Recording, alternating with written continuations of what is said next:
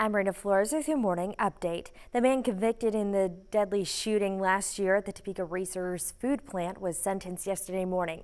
Eddie Holmes pleaded guilty last month to voluntary manslaughter in connection to the April 2024 shooting of Reginald Privet. A judge handed him a prison sentence of over 19 years. The shooting occurred on the 11th of April at the plant where they did work. The Topeka Metropolitan Airport Authority is pushing for the return of commercial airline service as the city remains one of only 2 U.S. capitals without it. Proposed flights to Orlando, Phoenix, and Las Vegas could reduce fares and operating costs, though commissioners did raise some concerns due to the city's central location. That's Look 13 News This Morning headlines. You can head to our website, WIBW.com, for more stories and more information. But for right now, let's check today's weather with Doug.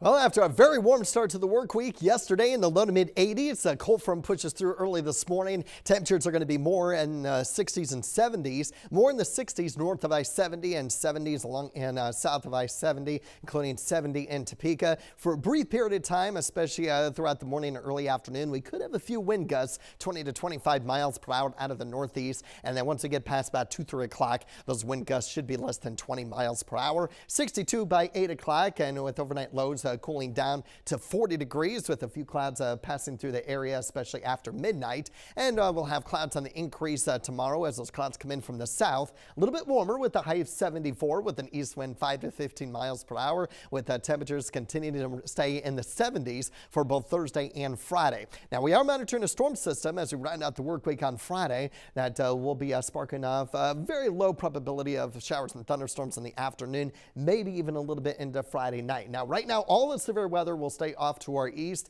and as far as any possible winter precipitation is concerned, that stays well up to our north. And as far as the rain is concerned, you'll notice that by 6 p.m. on Friday, it looks like a lot of rain, but it's not heavy at all. You'll notice as we head into Friday and Friday night with any possible rain, we're talking about most spots getting less than 1/10 of an inch. So almost more of a nuisance with the rainfall. And of course, lightning would be certainly something that we'll keep an eye on as well, but even that risk is very, very low. So something we'll continue to monitor, but I do expect wind gusts to be approaching 40 to 45 miles per hour Friday, and then 35-40 miles per hour on Saturday, closer to 20-25 miles per hour on Sunday. Meanwhile, we do cool down over the weekend with more seasonal highs in the mid-50s and then warming back up in the 70s Monday and Tuesday. I will mention we are monitoring another cold front that will be pushing through Wednesday that will cool us back down for seasonal temperatures towards the end of next week.